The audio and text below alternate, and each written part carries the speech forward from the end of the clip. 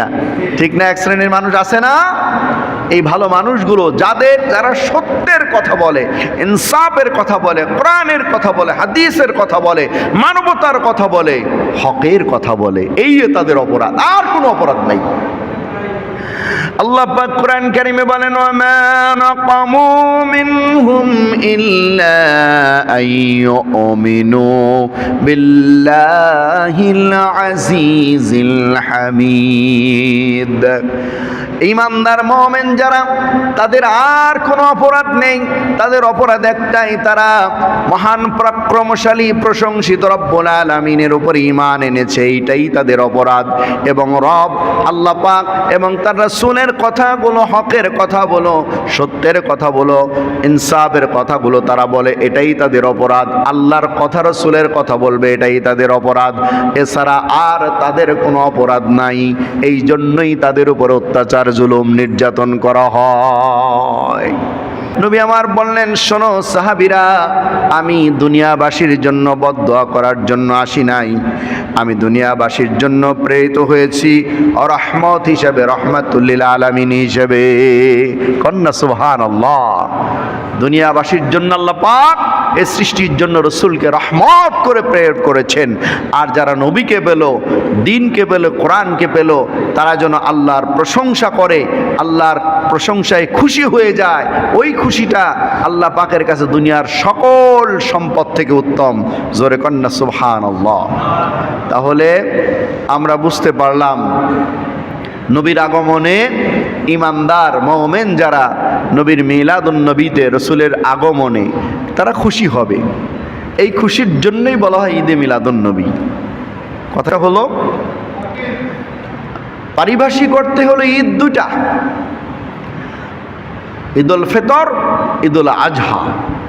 আর শাব্দিক অর্থে আল্লাহ পাক রব্বুল আলামিন অনেক জায়গায় ঈদ শব্দটা ব্যবহার করেছেন কোরআন কারীমের মধ্যেই। সুবহানাল্লাহ কন। যেমন আজকের জুমার দিনকেও হাদিস শরীফে ঈদের দিন ব্যবহার করা হয়েছে। ইয়াউমে আরাফাতের দিনকেও হাদিস শরীফের মধ্যে ঈদের দিন বলা হয়েছে। সূরা মায়েদার 114 নম্বর আয়াত যেদিন নাজিল হয়েছে, সেদিনকেও কোরআন কারীমে ঈদের দিন বলা হয়েছে। লোগাত, আরবি লোগাতের ভাষায় ঈদে মাউলুদুন নবী অর্থাৎ রসুলের আগমনের দিনকেও ঈদের দিন বলা হয়েছে। কন্যা সুবহানাল্লাহ। ঈদ মানে খুশি, শাব্দিক অর্থে যে কোনো আল্লাহর প্রশংসা, খুশি প্রকাশ ক্ষেত্রের ঈদ শব্দটা ব্যবহার হয়েছে। সেজন্য শব্দটাকে নিয়ে আমাদের মধ্যে যেন দ্বিধা, সংকোচ বা আজে বাজে কথা যেন, চিন্তাও যেন আমাদের মধ্যে না আসে। আল্লাহ আমাদের বোঝার তৌফিক দান করুন। জোরে কোন আমিন। এবার আসেন, আমার আপনার নবীজি সাল্লাল্লাহু আলাইহি সাল্লাম, তিনি পৃথিবীতে আসলেন।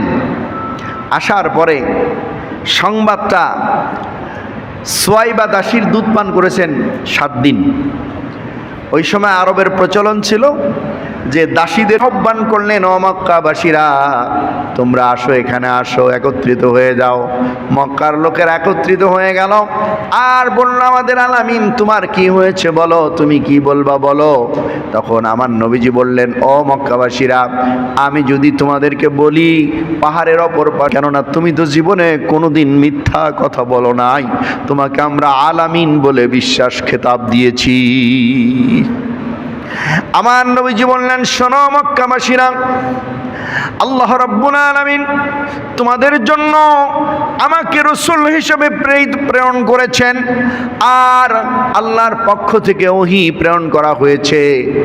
এক আল্লাহর উপরে যদি তোমরা ঈমান না আনয়ন করো, আর আল্লাহর দ্বীনকে যদি আলাইহি ওয়াসাল্লিমু তাসলিমা, আল্লাহুম্মা সাল্লি আলা সাইয়্যিদিনা মাওলানা মুহাম্মদ ওয়া আলা আলি সাইয়্যিদিনা মাওলানা মুহাম্মদ বালাগাল উলা বিকামালিহি কাশাফাদ দুজা বিজামালিহি حسنت جميع خصاله صلوا عليه وآله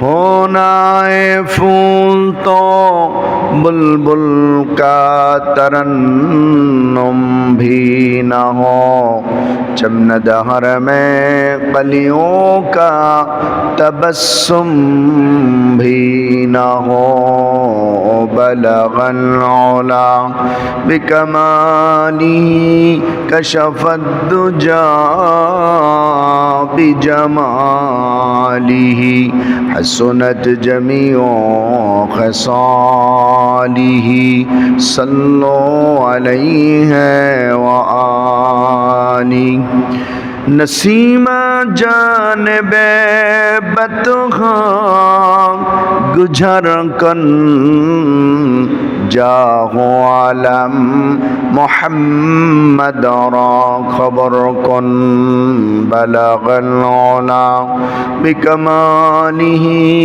کشف الدجا بجماله حسنت جميع خصاله صلوا عليه وآله বিশ্ব যখন পাপের নেশায় বিশ্ব যখন মদের নেশায় চতুর্দিকে কালো আসলেন নবী আল্লাহর কালাম সরিয়ে দিতেন আলো বিশ্ব যখন পাপের নেশায় চতুর্দিকে কালো আসলেন নবী আল্লাহর কালাম সরিয়ে দিতেন আলো সেই আলোতে মানবতা সেই আলোতে মানবতা পেল পথের দিশা সমাজ থেকে বিদায় নিল বড় বড় তার দিশা নিত্য যাদের হত্যা ছিল নিত্য যাদের হত্যা ছিল পরতো লাশের গলার মালা তারাই হলো সোনার মানুষ নবীর ছোঁয়ার দ্বারা তারাই হলো সোনার মানুষ কোরআন ছোঁয়ার দ্বারা জোরে কোন আলহামদুলিল্লাহ। আজকের আলোচ্য বিষয় হচ্ছে পবিত্র ঈদে মিলাদুন নবী সাল্লাল্লাহু আলাইহি ওয়াসাল্লাম। সম্মানিত ভাইয়ের আমার, এই রবিউল আউয়াল মাস নবী সাল্লাল্লাহু আলাইহি সাল্লামের আগমনের মাস, রাসূল সাল্লাল্লাহু আলাইহি সাল্লামের জন্মের মাস। এই জন্য বলা হয় এটাকে মিলাদুন নবী সাল্লাল্লাহু আলাইহি সাল্লামের মাস।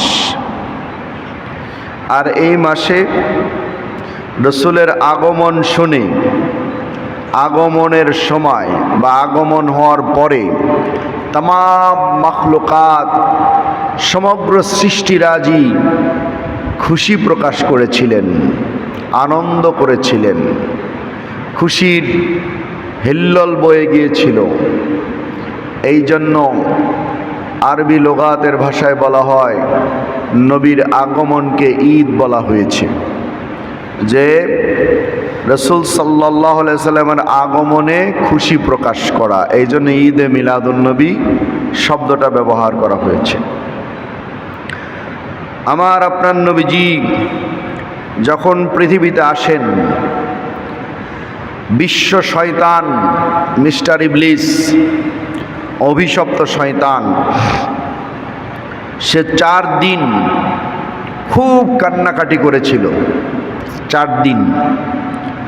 আল বিদায়া ওয়ান নিহায়া কিতাবের 2য় খণ্ডের 166 নম্বর পৃষ্ঠায় এখানে এই কথাটাকে কোট করা হয়েছে।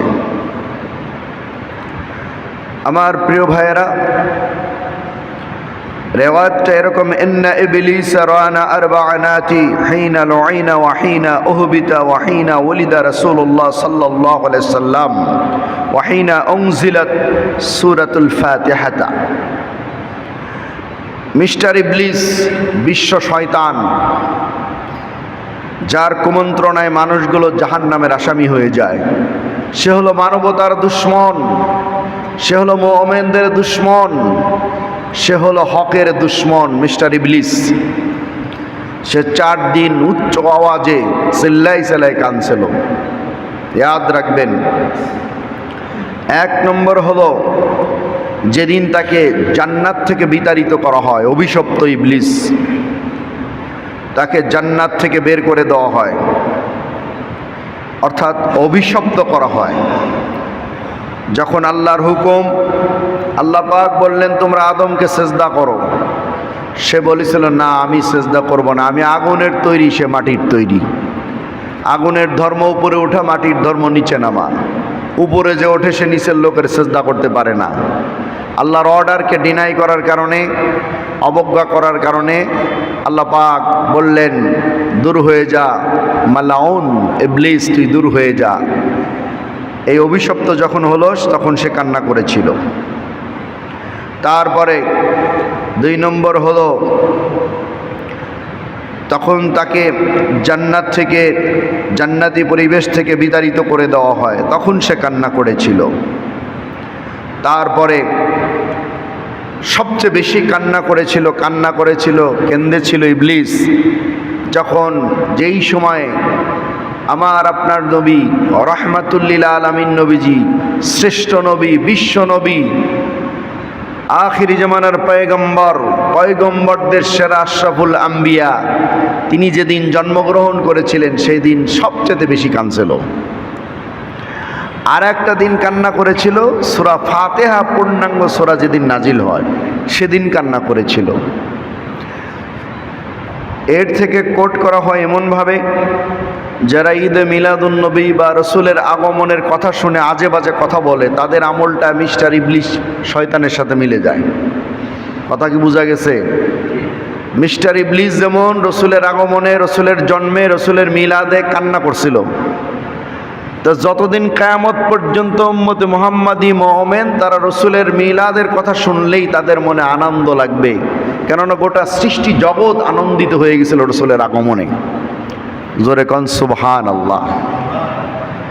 সম্মানিত ভাইয়ের আমার আপনার নবী, দয়ার নবী, মায়ের নবী যেদিন পৃথিবীতে এসেছেন, আমেনা তার আম্মা জান বলতেছেন, আল্লাহর হাবিব আমার প্রিয় কলিজার টুকরা সন্তান যেদিন পৃথিবীতে আগমন করছেন, সেদিনে যখন তিনি ভূমিষ্ঠ হলেন, আমি দেখতে পেলাম এক ঝলক বিদ্যুৎ চমক দিল, সেটার মধ্যে আমি সিরিয়ার রাস প্রাসাদ পর্যন্ত দেখতে পেলাম। সুবহানাল্লাহ। আমেনা বর্ণনা করতেছেন, আমি আমার মুহাম্মদ যেদিন পৃথিবীতে আসে, আমার শিওরে আমি দেখলাম সম্মানিত রমণী 4-5 জন জান্নাতি নারী আমার শিওরে দাঁড়ায় আছেন, মুস্কি মুস্কি হাসতেছেন, আমার ঘরটা আলোকিত হয়ে গেছে। সুবহানাল্লাহ। এই 5 জন নারী হলেন জান্নাতি নারী, আমাদের আম্মা জান হাওয়া আলাইহিস সালাম, আমার নবীজির মায়ের শিওরে তিনি দাঁড়ায়া মুস্কি মুস্কি হাসতেছেন, আমেনাকে সান্ত্বনা দিচ্ছেন। 2 নম্বরে হযরতে হাজেরা আলাইহিস সালাতু ওয়াস সালাম, যিনি ইসমাইলের আম্মা, হাজেরা আলাইহিস সালাম, তিনি আমাদের নবীজির আম্মা জান আমেনার শিওরে দাঁড়ায়া দাঁড়ায়া মুস্কি মুস্কি হাসতেছিলেন। 3 নম্বর হযরতে আসিয়া, ফেরাউনের স্ত্রী, যিনি নাকি ঈমানের জন্য, ঈমান বাঁচানোর জন্য, ঈমান রক্ষার জন্য নিজের জীবন, সম্মান, ইজ্জত সব কিছু আল্লাহর জন্য কোরবানি করেছিলেন। এমন অবস্থা আসিয়াকে ফেরাউন ডেকে বলে, আসিয়া রে, এখনো সময় আছে, তুমি ঈমান ছেড়ে দাও, তোমাকে চিকিৎসা করা হবে, সুস্থ করা হবে। আসিয়া ডেকে বলেন, ও ফেরাউন, আমার জীবন চলে যাবে, আমি আল্লাহর কাছে চলে যাব, তবু আমি আল্লাহর উপরে ঈমান আনার থেকে বিরত থাকব না। মুসার রব, মুসা শেষ নবী এবং আসমান আর জমিনের মালিক সে রব্বুল আলামিন, তিনি আমার রব, তার কাছ থেকে ঈমান আমি ফিরে আমি ঈমান হারা হব না, তুমি আমাকে মেরে ফেলো। আমার ভাইয়েরা, এমন ঈমানের পরীক্ষা দিয়ে যিনি উত্তীর্ণ হয়েছিলেন, আর সঙ্গে সঙ্গে দুনিয়ার থেকেই আল্লাহ পাক তাকে জান্নাত দেখিয়ে দিয়েছিলেন। সুবহানাল্লাহ। সে আসিয়াও আমার নবীজির আম্মাজানের শিওরে দাঁড়ায় রইছেন। 4 নম্বর হলো বিবি রহিমা। যেই রহিমা হযরত আইয়ুব আলাইহিস সালাম কুষ্ঠরোগী আক্রান্ত হওয়ার কারণে তার সন্তান, তার ধন সম্পদ, তার আত্মীয় স্বজন, তার সকল স্ত্রীরা তাকে ছেড়ে চলে যায়, কিন্তু বিবি রহিমা তার স্বামী হযরত আইয়ুব আলাইহিস সালামকে ছেড়ে এক কদম সরে যান নাই। সমস্ত শরীরে রোগ হয়ে গেছে, সমস্ত শরীরে পচা রোগ হয়ে গেছে, কুষ্ঠরোগ হয়ে গেছে, স্কিন ডিজিজ হয়ে গেছে, পোকাগুলো শরীর দিয়ে এরকম নড়াচড়া করে পোকা পর্যন্ত ধরে গেছে। ওই অবস্থায় তার প্রাণের স্ত্রী বিবি রহিমা, জান্নাতি নারী, তিনি তার স্বামীকে ছেড়ে চলে যান নাই, একমাত্র রহিমা, যার কারণে তিনিও জান্নাতি নারী হয়ে গেছেন। এই রহিমা তিনিও আমাদের নবী আলাইহিস সালামের আম্মার শিওরে দাঁড়ায়া মুস্কি মুস্কি হাসেন আর বলেন, আমেনা তোমার চিন্তা নাই। সুবহানাল্লাহ। 5 নম্বর নারী, যেই নারী যার পিতা দুনিয়ায় ছিলেন না, যিনি আল্লাহর কুদরত, হযরত ঈসা আলাইহিস সালাতু ওয়াস সালামের মা হযরতে মারিয়াম আলাইহিস সালাম, তিনিও আল্লাহর নবী সাল্লাল্লাহু আলাইহি সাল্লামের মায়ের শিওরে দাঁড়ায়া দাঁড়ায়া আমেনাকে সান্ত্বনা দেয়ার মুস্কি মুস্কি হাসে। আমেনা বলে, আমার ঘরটা আলোকিত হয়ে গেছে। জোরে কোন সুবহানাল্লাহ। আমার প্রিয় ভাইরা, আমার নবীজি পৃথিবীতে আসতেছেন। আরে আরেকটা কথা কিতাবের মধ্যে বর্ণনা করা হয়, আমেনা তিনি, স্বাভাবিক নারীরা যখন গর্ভপাত করে রক্ত রঞ্জিত হয়ে যায়, আকাশ ফাটা চিৎকার করে, যেই সন্তানের, যেই নারীর সন্তান স্বাভাবিক ডেলিভারি হয়েছে সেই বোঝে সন্তান ডেলিভারির কি যন্ত্রণা। এছাড়া সন্তানহীন, বর্তমান সিজার মার্কা সন্তান হলে এটা বোঝা যাবে না, কিন্তু যেই নারী স্বাভাবিক ডেলিভারি করছে সেই বোঝে সন্তান ডেলিভারির কি যন্ত্রণা। কিতাবের মধ্যে লেখা হয়, আমার নবীজি পৃথিবীতে এসেছেন, আমেনা সামান্য পরিমাণ কষ্ট পায় নাই, একটু ব্লাডিংও হয় নাই, তার শরমটা পর্যন্ত কেউ দেখতে পায় নাই। কোন সুবহানাল্লাহ। রাসূল আসলেন, আমেনা বর্ণনা করতেছেন, সিরাতুন নবী সাল্লাল্লাহু আলাইহি সাল্লাম সিরাত গ্রন্থের ভিতরে লেখা হয় যে হাত একটা নিচে আর একটা উপরে শাহাদত আঙ্গুল এবং চেহারাটা উপরের দিক তাকায়া তিনি এভাবে সাক্ষ্য দিচ্ছেন। জোরে কোন সুবহানাল্লাহ। সেই নবী পৃথিবীতে এসেছেন, আসার সঙ্গে সঙ্গে কিতাবের মধ্যে লেখা হয় কতগুলো মুআজিজা ঘটেছে। আমার প্রিয় ভাইয়েরা, পারস্যের রাজা খসরুর 14টি মিনার ভেঙে চুরমার হয়ে যায় যেদিন পৃথিবীতে আমার নবীজি আগমন করেছেন। মক্কার কাবা ঘরে 360টি মূর্তি ছিল, মূর্তিগুলো উপর হয়ে পড়ে গিয়েছে। এই পৃথিবীতে এমন এমন অলৌকিক ঘটনা ঘটে গিয়েছে। মদিনার একজন সাহাবী ডেকে বলেন, যেদিন পৃথিবীতে আল্লাহর হাবিব আসলেন আর পশ্চিম আকাশে মুহাম্মাদি নজম উদীয়মান হলো, ইহুদিরা ডেকে বলে, ও মদিনার ইহুদিরা, আজকে পশ্চিম আকাশে মুহাম্মাদি তারকা উদিত হয়েছে, আমাদের নবীদের, আমাদের রাজত্বও শেষ হয়ে যাবে, শেষ নবী তিনি পৃথিবীতে আগমন করেছেন। এভাবে গোটা জমিনের মধ্যে অসংখ্য মুআজিজা পরিলক্ষিত হয়। অন্য কিতাবে লেখা হয় তামাম আসমান জমিন লৌহ কলম ফেরেশতাকুল গাছপালা তরুলতা পশু পাখি সকল সৃষ্টি তারা আনন্দে উদ্দোলিত হয়েছিল, খুশি হয়েছিল। এই জন্য নবীজির আগমনে খুশি প্রকাশ করা এ বিষয় সংক্রান্ত আল্লাহ পাক রব্বুল আলামিন সূরা ইউনূসের 58 নম্বর আয়াতে ঘোষণা করেছেন এভাবে। তাফসীর কারকরা বিভিন্ন ব্যাখ্যা করেছেন, কিন্তু কোরআন স্পষ্ট ব্যাখ্যাটা করেছেন। আল্লাহ রাব্বুল আলামিন বলেন, কুল বিফাদলিল্লাহি ওয়া বিরহমাতিহি ফাবিযালিকা ফালইফরাহু হুয়া খায়রুম মিম্মা ইয়াজমাউন। সূরা ইউনূসের 58 নম্বর আয়াত আল্লাহ পাক বলেন, নবীজি আপনি বলুন আল্লাহর অনুগ্রহ এবং তার রহমতের কথা, আর এটা পাওয়ার পরে তারা যেন খুশি প্রকাশ করে। ওই খুশিটা দুনিয়ার সমস্ত সঞ্চিত সম্পদ থেকে, সকল বিষয় থেকে আল্লাহর কাছে উত্তম। জোরে কোন সুবহানাল্লাহ।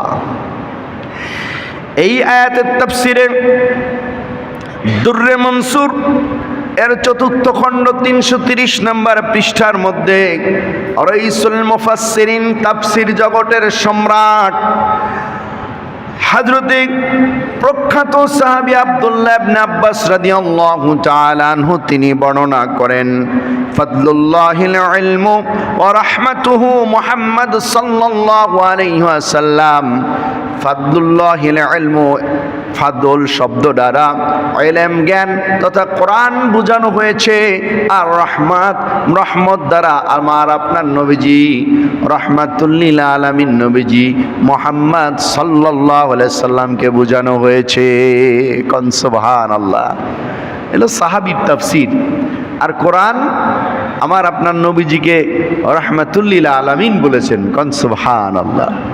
সূরা আম্বিয়া 107 নম্বর আয়াত আল্লাহ পাক বলেন, ওয়া মা আরসালনাকা ইল্লা রাহমাতাল লিল আলামিন। কোরআন কারীম আমার আপনার নবীজিকে রাহমাতুল লিল আলামিন বলেছেন, গোটা জগতের জন্য, শুধু মানুষের জন্য না, শুধু জমিনবাসীর জন্য না, শত আলম বলতে গোটা জগৎ, সমস্ত জগতের জন্য আমার আপনার নবীজি রাহমাতুল লিল আলামিন। সকল সৃষ্টির জন্য আমার আপনার নবীজি রাহমাতুল লিল আলামিন। জোরে কন্না সুবহানাল্লাহ।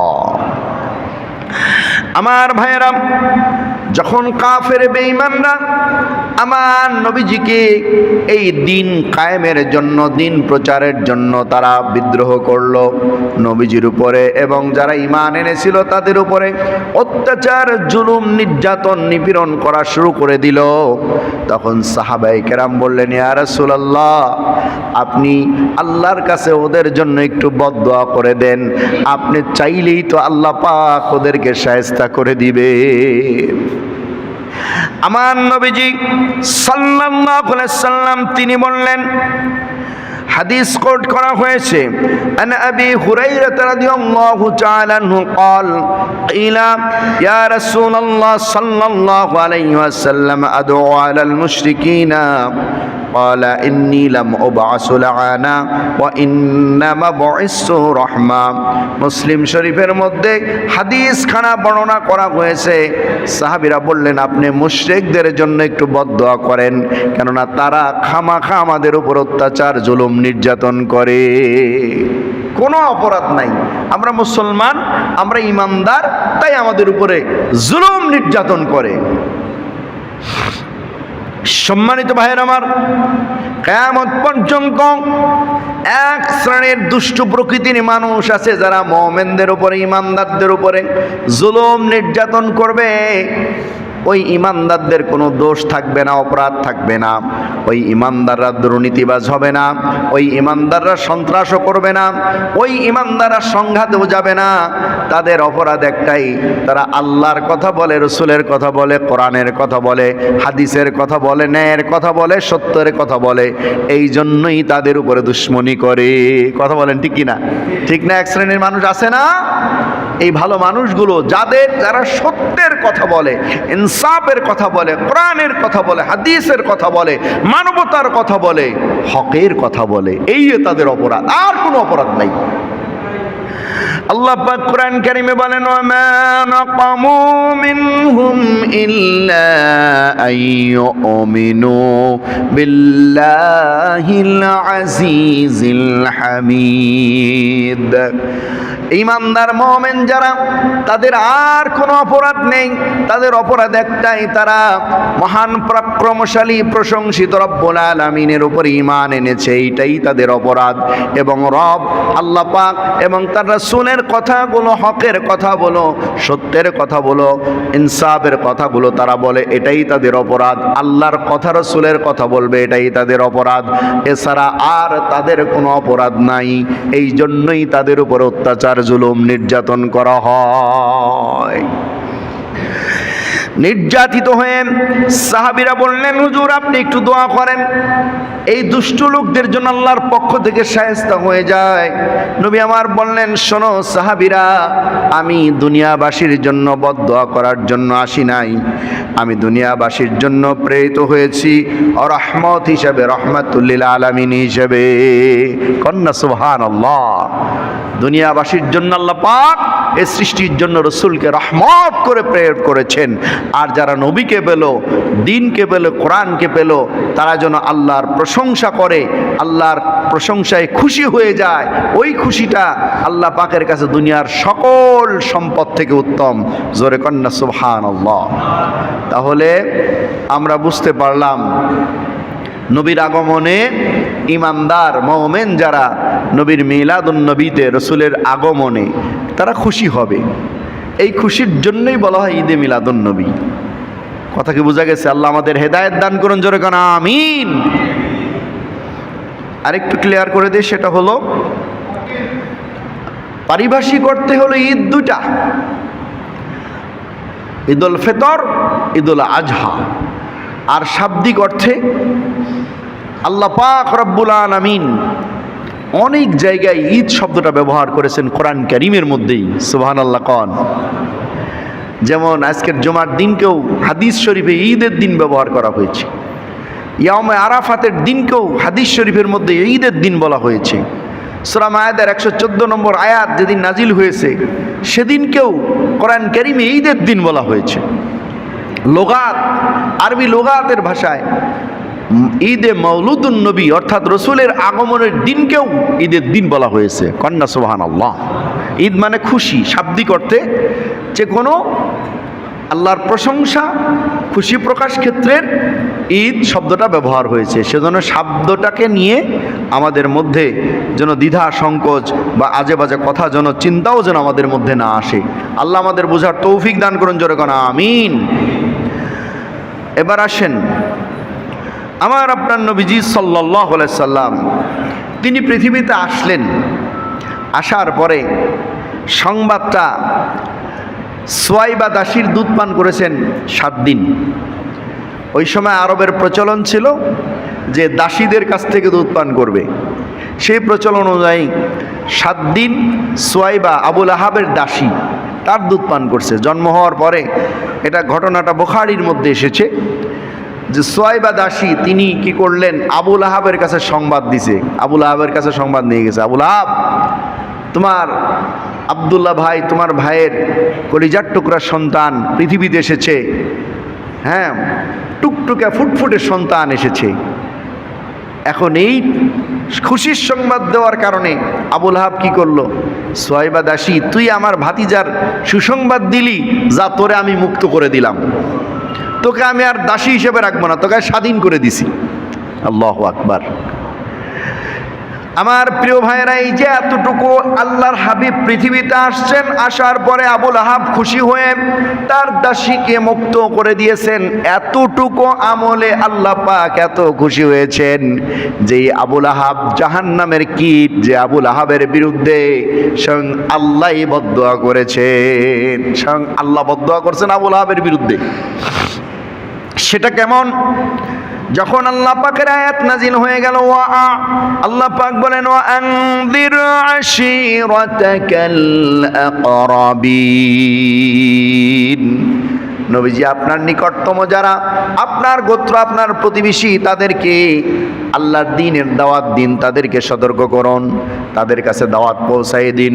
সাফা মারওয়া পাহাড়ের পাদদেশে দাঁড়িয়ে আমার নবীজি সকালবেলা সুবহে তিনি আহ্বান করলেন, ও মক্কাবাসীরা তোমরা আসো, এখানে আসো, একত্রিত হয়ে যাও। মক্কার লোকের একত্রিত হয়ে গেল আর বলল, আমাদের আলামিন তোমার কি হয়েছে বলো, তুমি কি বলবা বলো। তখন আমার নবীজি বললেন, ও মক্কাবাসীরা, আমি যদি তোমাদেরকে বলি পাহাড়ের অপর পাশে শত্রুরা ওত পেতে বসে আছে, তোমরা কি বিশ্বাস করবা? বলে হ্যাঁ করব। কেননা তুমি তো জীবনে কোনোদিন মিথ্যা কথা বলো নাই, তোমাকে আমরা আলামিন বলে বিশ্বাস খেতাব দিয়েছি। আমার নবীজি বললেন, শোনো মক্কাবাসীরা, আল্লাহ রাব্বুল আলামিন তোমাদের জন্য আমাকে রাসূল হিসেবে প্রেরণ করেছেন, আর আল্লাহর পক্ষ থেকে ওহী প্রেরণ করা হয়েছে। এক আল্লাহর উপরে যদি তোমরা ঈমান না আনয়ন করো আর আল্লাহর দ্বীনকে যদি তোমরা গ্রহণ না করো, আমি রাসূল হিসেবে প্রেরিত হয়েছে এটা যদি তোমরা বিশ্বাস না করো, তাহলে তোমাদের দুনিয়ার জীবনে অশান্তি আসবে, আখিরাতেও তোমাদেরকে জাহান্নামের শাস্তি ভোগ করা লাগবে। সুতরাং তোমরা এই মূর্তি পূজা ছেড়ে দিয়ে তাওহীদের দিকে আসো, এক আল্লাহর দিকে আসো, আল্লাহর বিধানকে মেনে নাও, আল্লাহর কোরআনকে মেনে নাও, আর আমি আল্লাহর পক্ষ থেকে প্রেরিত রাসূল এটা তোমরা মেনে নাও। এই কথা যখন বলেছিল, তখন ওই তার আপন লোকেরা, তার চাচার পক্ষ থেকে সর্বপ্রথম আঘাত আসলো। আবু লাহাব ডাক দিয়ে কয়, ইয়া মুহাম্মদ, তুমি কি এই কথা বলার জন্যই আমাদেরকে ডেকেছো? এ মুহাম্মদ, তুই ধ্বংস হয়ে যা। জোরে কর নাউযুবিল্লাহ। যখন এই কথা বলেছে, আল্লাহ পাক সহ্য করেন নাই, সঙ্গে সঙ্গে আয়াত নাজিল করে জানায়া দিলেন, তাব্বাত ইয়াদা আবি লাহাবি ওয়া তাব মা আগনা আনহু মালুহু ওয়া মা কাসাব সায়াসলা নারান যাতা লাহাবি ওয়া ইমরাআতুহু হাম্মালাতাল হাতাব ফি জিদিহা হাবলুম মিন মাসাদ। আল্লাহ রাব্বুল আলামিন সঙ্গে সঙ্গে নিজেই বদদোয়া করলেন আর বলেন, আবু লাহাব, তুই যেই হাত দিয়ে আমার রাসূলের দিকে পাথর নিক্ষেপ করেছিস রে আবু লাহাব, তুই এবং তোর হাত ধ্বংস হয়ে যাক। আর তুই যে সম্পদ আর ক্ষমতার দাপটে আমার নবীকে তুই পাথর মারলি, এই সম্পদ আর ক্ষমতা তোর কোনো কাজে আসবে না, এবং তুই সহ তোর স্ত্রী সহ তোর সোনাদানা, তোর সম্পদ সহ সব কিছু ধ্বংস হয়ে যাবে। তুই সহ তোর অনুসারী সহ জাহান্নামের মধ্যে তোরা প্রবেশ করবি। আল্লাহ পাক বদদোয়া করে দিলেন সঙ্গে সঙ্গে। সুতরাং সে তো আল্লাহ যেহেতু জাহান্নামী বলেছে, তখন তো আর ওর জান্নাতে যাওয়ার কোনো সুযোগ নাই। তো এই আবু লাহাব যখন মৃত্যুবরণ করে, রাইসুল মুফাসসিরিন আব্দুল্লাহ ইবনে আব্বাস তিনি স্বপ্নের ভিতরে দেখতেছেন যে চাচা আবু লাহাব তিনি কি অবস্থায় আছেন। জিজ্ঞেস করতেছেন, চাচা আপনার অবস্থা কি? আবু লাহাব ডাক দিয়ে বলেন, ভাতিজারে শোনো, আমি অত্যন্ত কষ্টের মধ্যে আছি, কঠিন আযাবের মধ্যে আছি। তবে শোনো, সপ্তাহের একটা দিন আমার আযাবকে লাঘব করে দেওয়া হয়, আর আমার আঙ্গুল দিয়ে নহর ঝর্ণা প্রবাহিত হয়। এই দিন আমি একটু আরাম সুখ পাই, শান্তি পাই, আর ওই ঝর্ণাটা আমি পান করি। বলে কোন দিন? বলে আমার ভাতিজা মুহাম্মদ সাল্লাল্লাহু আলাইহি ওয়াসাল্লাম যেদিন পৃথিবীতে আগমন করেছিল, আমার সুয়াইবা দাসী আমাকে সংবাদ দিয়েছিল। আমি খুশি হয়ে আমার সুয়াইবা দাসীকে আমি বলেছিলাম, যা তোকে আমি মুক্ত করে দিলাম, তোকে আমি স্বাধীন করে দিলাম। এই আমলটাকে আল্লাহ পাক এত খুশি হয়েছেন, কবুল করেছেন, যার সুবাদে সপ্তাহের একটা দিন আমার আযাবকে লাঘব করে দেওয়া হয়, কমিয়ে দেওয়া হয়। একজন কাফের জাহান্নামের কীটের যদি আল্লাহর হাবিবের এতটুকু সম্মান করার কারণে খুশি হওয়ার কারণে আল্লাহ পাক তার আযাবকে কমিয়ে দেন। আর আমরা যারা ঈমান এনেছি, ঈমানদার মুমিন, আমরা যদি রাসূলের মহব্বতে, নবীকে পাওয়াতে, নবীর আগমনে আল্লাহর প্রশংসায় খুশি হয়ে বলি আলহামদুলিল্লাহ, বলেন না আলহামদুলিল্লাহ।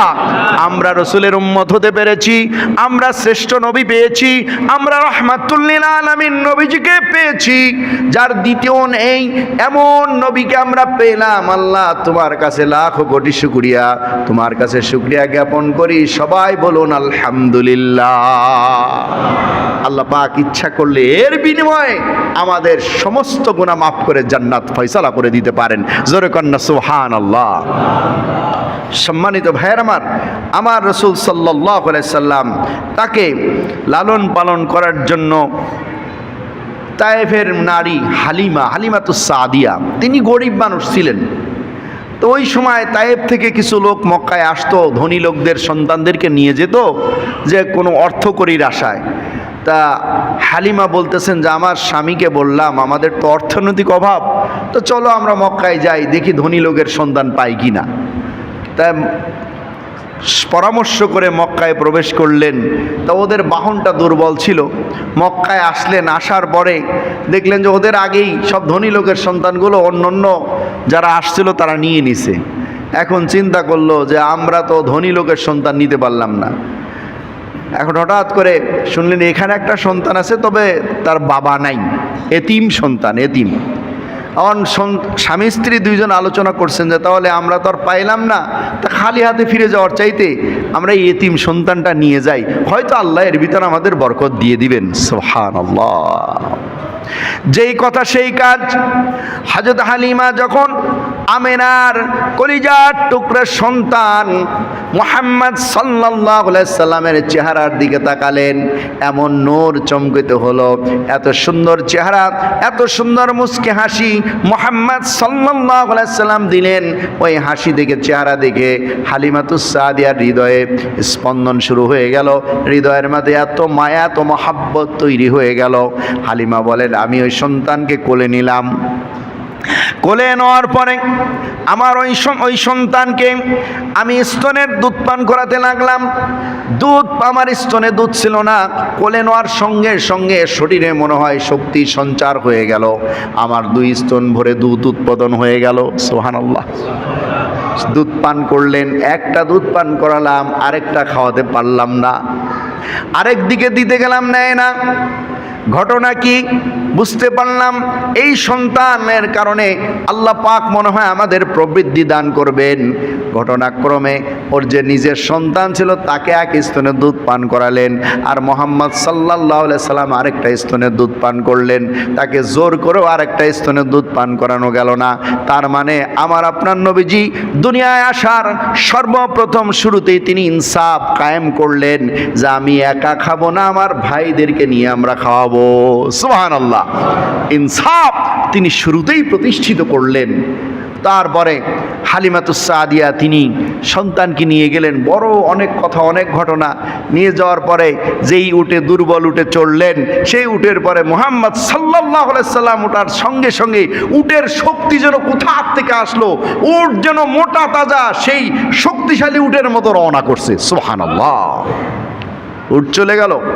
যাওয়ার পরে হালিমাতুস সাদিয়া তিনি বলতেছেন, বাড়িতে যাওয়ার পরে আমার যে ভেড়া বকরি, আমার যে পালগুলো ছিল, ভেড়া বকরি ছাগলের পাল ছিল, প্রত্যেক ছাগলের পালের বানগুলো মোটা হয়ে গেছে, সেখানে দুধে পরিপূর্ণ হয়ে গেছে। আমার পালগুলো যেখানে যায় সেখানেই তারা পেট ভরে খেয়ে আসে। সুবহানাল্লাহ। হালিমাতুস সাদিয়ার কলিজার টুকরা সন্তান সায়েমা, আমার ভাইয়েরা, রাতের বেলা জ্যোৎস্না রাতে হালিমার মেয়ে সাইমা যখন মুহাম্মদ সাল্লাল্লাহু আলাইহি সাল্লামকে কোলে নিয়ে চন্দ্রের দিকে তাকাচ্ছেন আর দোল খাওয়াচ্ছেন, এভাবে দোল খাওয়াচ্ছেন, দেখতেছে আমার নবীজি তিনিও নড়েন, আকাশের চাঁদও নড়তে থাকেন। সুবহানাল্লাহ। আকাশের চাঁদ রাসূলের সঙ্গে নড়াচড়া করেন। তিনি লক্ষ্য করলেন আকাশের চাঁদ যেন রাসূলের কাছে ধরা দিয়েছে। সুবহানাল্লাহ। নবীজি সাল্লাল্লাহু আলাইহি সাল্লাম তিনি 2 বছর থাকলেন। যখন 2 বছর হালিমার ঘরে থাকলেন, প্রথম যখন স্তনের দুধ বন্ধ করে দিলেন, তখন আল্লাহর হাবিব প্রথম যে তার জবান দিয়ে কথাটা বের হয়েছিল, সে কি কথা বের হয়েছিল? সিরাতে খতামুল আম্বিয়ার মধ্যে এই ঘটনা এভাবে লেখা হয়েছে, আমার রাসূল যেদিন প্রথম তার জবান দিয়ে শব্দ চয়ন হলো, কথা বের হলো, সর্বপ্রথম যেই কথাগুলো তার জবান দিয়ে বের হয়েছিল সে কথাটা হলো এমন কথা, তিনি বলেছিলেন আল্লাহু আকবার কাবীরা, আল্লাহু আকবার কাবীরা, আলহামদুলিল্লাহি হামদান কাসীরা, ওয়া সুবহানাল্লাহি বুকরাতাও ওয়া আসীলা।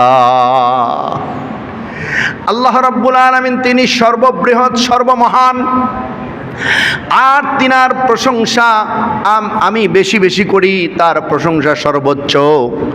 আর সকাল সন্ধ্যায় আল্লাহর তাসবিহগুলো পাঠ করি, সুবহানাল্লাহ। এভাবে সর্বপ্রথম কথা বের হয়ে গেল।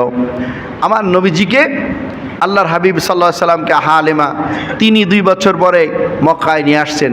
নিয়ে আসার পরে আমেনা বলল যে তুমি আরও কিছুদিন, মক্কার পরিবেশ ভালো না, আরও কিছুদিন রাখো তোমার কাছে। তা আরও কিছুদিন রাখলেন, 4 বছর রাখলেন। মাঝখানে এই বয়সের সময় তার দুধ ভাইয়ের সঙ্গে যখন মাঠে গেছে, সেখানে তার প্রথম বক্ষ বিদীর্ণ হলো। হঠাৎ করে পাহাড়ের পাদদেশে বসে আছে, দেখা গেল যে একজন মানুষ আসলো, তিনজন মানুষ আসলো। আসার পরে তাকে ধরে নিয়ে গেল। নিয়ে যাওয়ার পর বুকটা ছিঁড়ে ফেললো, সেখান থেকে কি বার করলো, আবার বুকের মধ্যে প্রবেশ করায় সুন্দর করে ফিনিশিং করে দিল। এই দুধ ভাই এই কথা বললেন। তখন হালিমাতুস সাদিয়া তিনি ভয় পেয়ে গেলেন, না জানি কি হয়। তারপরে আমিনার কাছে নিয়ে আসলেন। নিয়ে আসার পরে আবার তাকে এই তায়েফে পাঠিয়ে দেওয়া হলো, যে ওখানকার পরিবেশ ভালো, আবহাওয়া সুন্দর, সুন্দর শস্য শ্যামলা আবহাওয়া, যেই সমুদ্রের দেশ থেকে হাজার হাজার ফিট উপরে যেই তায়েফের শহরটা, সুবহানাল্লাহ, সমুদ্রের পৃষ্ঠ থেকে হাজার হাজার ফিট উপরে তায়েফের শহরটা। এখনও মক্কায় যাবেন দেখবেন গরম, তায়েফের ময়দান শীতল ঠান্ডা। হাজী সাহেব যারা আছেন, তায়েফে গেছেন, আব্দুল্লাহ ইবনে আব্বাস রাদিয়াল্লাহু তাআলা আনহুর স্মরণে মসজিদ সেখানে আছে, গেলে দেখবেন ওখানে ঠান্ডা, মক্কায় গরম। এই অবস্থায় রসুল যখন 5 বছর 6 বছর বয়স হয়ে গেছে, হ্যাঁ, তারপরে 5 বছর থেকে মায়ের কাছে প্রত্যাবর্তন করলেন। 6 বছর বয়সে শেষের দিকে, যখন 5 বছর বয়সের সময় মায়ের কাছে আসলেন, 6 বছর বয়স, এই সময় আহারে সবাই আব্বার আদর পায়। আব্বার আদর আর মায়ের আদর, দুইটা আদরের মধ্যে পার্থক্য আছে কিনা বলেন? মা জন্ম দিয়েছে, মা সন্তানকে আদর করে, কিন্তু বাবা সন্তানের সমস্ত চাহিদা পূর্ণ করে। সুবহানাল্লাহ কোন? মা কিন্তু চাহিদা পূর্ণ করতে পারেন না। মা সন্তানরা আদর করতে পারেন, আবার শাসনও বেশি করে, পিটানিও বেশি দেয়, কিন্তু বাবা সন্তানকে গড়ে তোলার জন্য তার মাথার ঘাম পায়ে ফেলে তার যে বুকের আদর, সে আদরের মধ্যে, মায়ের আদরের মধ্যে পার্থক্য আছে। আমার রসুল পাহাড়ের পাদদেশে অন্যান্য যুবকদের খেলা দেখতেছেন, খেলাধুলা করতেছে, দৌড়াদৌড়ি করতেছে। দেখা গেল সন্ধ্যার কাছাকাছি, বিকাল গড়িয়ে সন্ধ্যা আসছে, অন্যান্য পিতারা এসে সুন্দর করে যখনই বাবারা আসে, সন্তান দৌড় দিয়ে বাবার বুকের মধ্যে লাফ দিয়ে পড়ে। সুবহানাল্লাহ। দেখবেন আমি যে মাদ্রাসায় থাকি, ওর মাঝে মাঝে ছোট ছোট বাচ্চারা মক্তব শাখায় পড়ে, তো ওনাদের আব্বা যখন আসেন, ওই সিঁড়ির থেকে দৌড় দিয়ে এসে বাবার কোলে ঝাঁপায়া পড়ে। সুবহানাল্লাহ। আমি আমার রসুলের ওই কথা মনে পড়ে যায়। আমার রসুল তো এই দৃশ্য এইভাবে এদেরকে দেখেছিলেন।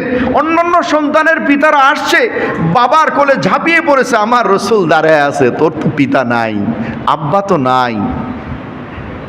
মাগরিব গড়িয়ে গেছে, আমেনা যায় পাহাড়ের পাদদেশে, কয় বাবা মুহাম্মদ তুমি কেন বাড়ি যাও নাই?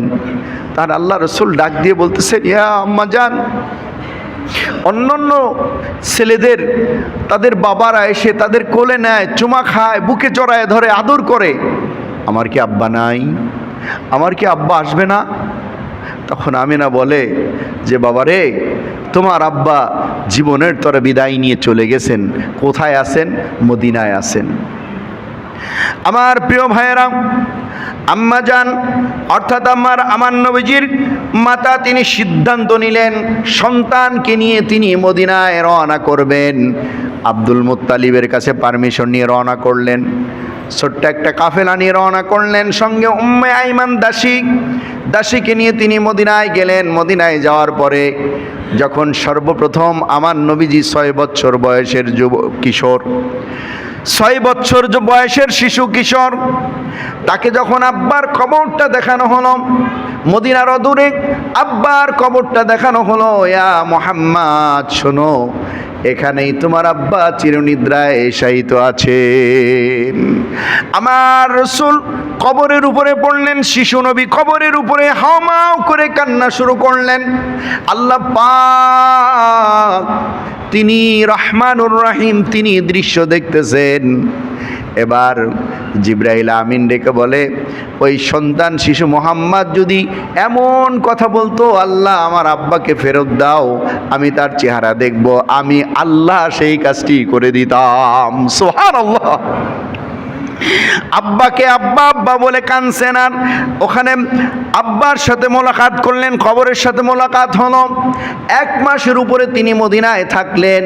মদিনার থেকে যখন আবার মায়ের সঙ্গে রওনা করছেন, মদিনার অদূরে আবওয়া নামক স্থানে আসার পরে মা দুঃখিনী অসুস্থ হয়ে পড়ে গেলেন, প্রচণ্ড জ্বর। কলিজার টুকরা শিশু মোহাম্মদকে ডাক দিয়ে বলছেন, আমার প্রাণ পাখি, আমার কলিজার টুকরা সন্তান মোহাম্মদ, শোনো, আমি হয়তো আর তোমার সঙ্গে মক্কায় যেতে পারবো না, আমার মনে হয় বিদায়ের ঘন্টা বেজে গেছে। উম্মে আইমান দাসীকে বলে, আইমান দাসী রে, আমার কলিজার টুকরা সন্তানকে তার দাদার কাছে পৌঁছায় দিও। এ কথা বলতে বলতে মা দুঃখিনী আমার নবীজির মাতা আমেনা চিরবিদায় নিয়ে চলে যান। আমার নবীজি শিশু নবী তিনি কান্দেন আর বলেন, মা আমার আব্বাকে দেখলাম না, আমার আব্বাকে দেখলাম না, তোমাকে দেখলাম যখন তোমার কোলে লালিত পালিত হব, তোমার আদর পাবো, তোমার সোহাগ পাবো, তুমি আমাকে ছেড়ে চিরবিদায় নিয়ে চলে গেলে মা আমি কার কাছে থাকবো, কার কাছে আমি আদর সোহাগ পাবো গো মা, এভাবে তুমি চলে গেলে। উম্মে আইমান দাসী আমার রাসূলকে কোলে তুলে নিয়ে বলতেছেন, শোনো মুহাম্মদ, তোমার আম্মা জান চিরবিদায় নিয়ে চলে গেছেন, আজ থেকে আমি উম্মে আইমান তোমার মায়ের ভূমিকা পালন করব। এ পৃথিবীতে আসিয়া নবীজি না দেখিলেন আব্বার মুখ, 6 বছরের কালে নবীজি হারাইলেন মায়ের কোল। আব্বাও চলে গেল, মাও চলে গেল। মক্কায় আসলেন আব্দুল মুত্তালিব, তিনি উদ্গ্রীব আছেন, আহারে আমার কলিজার টুকরা মুহাম্মদ, তিনি তার মাকে হারিয়েছেন। দাদা আব্দুল মুত্তালিব বুকে জড়ায় ধরলেন। যখন বয়স হয়ে গেল 8 বছর, আব্দুল মুত্তালিব তিনি অসুস্থ হয়ে গেলেন। এই শিশু মোহাম্মদ এতিম নবীকে কার কাছে রেখে যাবেন? আবু তালেবকে ডাকলেন, আবু তালেব শোনো, তোমার কাছে আমানতদারি রেখে যাচ্ছি, আমার কলিজার টুকরা আব্দুল্লাহর স্নেহের পুত্র এতিম নবী এতিম মোহাম্মদকে রেখে গেলাম, তোমার মৃত্যুর আগ পর্যন্ত তুমি এই মোহাম্মদকে ছেড়ে দিও না। সম্মানিত ভাইয়ের আমার, এভাবে আমার রসুল এতিম থেকে আস্তে আস্তে আস্তে আস্তে বড় হলেন, আবু তালেবের কাছে লালিত পালিত হতে লাগলেন। সেখান থেকে হিজরত করলেন সিরিয়ায়। সেখানে পাদ্রির সাথে পাদ্রি আবু তালেবকে জানায়া দিলেন যে তুমি যাকে যেই শিশুটাকে নিয়ে আসছো, এই শিশুটা যেন তেন শিশু নয়, এই শিশু হবে আখিরি জামানার পয়গম্বর বিশ্ব নবী রহমাতুল্লিল আলামিন নবীজি মুহাম্মদ সাল্লাল্লাহু আলাইহি সাল্লাম। যেরকম সুবহানাল্লাহ। সুতরাং ইহুদির বাচ্চারা খোঁজাখুঁজি করতেছে, ওরা জানে মুহাম্মদ তিনি দুনিয়া আসছে, তাকে হত্যা করার জন্য ষড়যন্ত্র করতেছে, বিভিন্ন কাফেলা খুঁজতেছে, ওরা জানে, ওরা চিনবে ওর পিছনে যে মাহারে নবুয়ত আছে, এটা দেখে চিনলেই ওরা একে হত্যা করবে। সুতরাং তুমি নিয়ে যাও, তাকে যত্ন করে রাখবা। সম্মানিত ভাইয়ের আমার, যখন তার বয়স 14 বছর, তখন হরবুল ফুজ্জার যুদ্ধ তিনি দেখলেন। হরবুল ফুজ্জার যুদ্ধ দেখার পরে মানুষকে মানুষ কিভাবে মারে, কিভাবে হত্যা করে। 17 বছর বয়স যখন হলো, একটা সংগঠন করা হলো শান্তি সংঘ। যেই শান্তি সংঘর নাম ছিল হেলফুল ফুজুল। এই শান্তি সংঘের তিনি সদস্য হলেন। কন সুবহানাল্লাহ। এই হেলফুল ফুজুল এই সংগঠনের 5টা নীতি ছিল। আজকে ওয়াজের শেষ কথা 5টা নীতি দিয়ে শেষ করব। এই 5টা নীতি আমরাও বুকে ধারণ করব, পারবো না ইনশাআল্লাহ? রসুল নবুয়ত প্রাপ্তির পরে তাকে বলা হলো যে আল্লাহর হাবিব বললেন, এখন যদি আমাকে লাল উটটাও দেওয়া হয়, আমি ওই 5 নীতির থেকে 1 কদম সরে যাব না। সুবহানাল্লাহ। আমার ভাইয়েরাম, এই শান্তি সংঘর হেলফুল ফুজুলের 5টা নীতি ছিল। 1 নম্বর নীতি হলো, আমরা দেশের মধ্যে অশান্তি দূর করে দেব, দেশে কোনো অশান্তি করতে দিব না। আর এই দেশে যদি ভিনদেশি পর্যটক মুসাফির এরা যেন জুলুমের শিকার না হয়, এদেরকে আমরা রক্ষা করব। আর 3 নম্বর হলো, আমরা গরিব দুঃখী অসহায় মানুষদেরকে সাহায্য করব। আমার দেশে কোনো গরিব অসহায় যারা থাকবে তাদের আমরা সাহায্য করব। আর 4 নম্বর হলো, আমরা আমাদের দেশের শক্তিশালীদেরকে, এই শক্তিশালী যারা আছে অর্থ বিত্ত এবং ক্ষমতা, এই শক্তিশালীদেরকে দুর্বলদের উপর অত্যাচার জুলুম নির্যাতন করতে দিব না। আর 5 নম্বর হলো, আমাদের দেশের মধ্যে যত দল যত গোত্র রয়েছে সমস্ত গোত্রের মধ্যে আমরা সম্প্রীতি স্থাপন করে দেব। দলে দলে গোত্রে গোত্রে এ দলে সে দলে যেন কোনো গ্যাঞ্জাম মারামারি না হয়, দেশের ক্ষতি না হয়, মানুষের ক্ষতি না হয়। এই জন্য আমরা সব দলের মধ্যে সম্প্রীতি শান্তি স্থাপন করে দেব। এই 5টা নীতি ছিল হেলফুল ফুজুল সংগঠনের নীতি, যে নীতিটা আল্লাহর হাবিব সাল্লাল্লাহু আলাইহি সাল্লাম নবুয়ত প্রাপ্তির পরেও তিনি ভুলে যান নাই। কোন সুবহানাল্লাহ। আল্লাহ তাআলা রব্বুল আলামিন যেন বিশেষ করে এই যুবক বয়সে যে সংগঠন হেলফুল ফুজুলের যে 5টা নীতি, এই নীতির উপরে যেন আমরা মুসলমান, আমরা বাংলাদেশের মুসলমান আমরা যারাই আছি, আমরা যেন মানতে পারি, অনুধাবন করতে পারি, সেই আঙ্গিকে চলতে পারি। আল্লাহ তাআলা সে তৌফিক আমাদেরকে দান করুন। আমিন।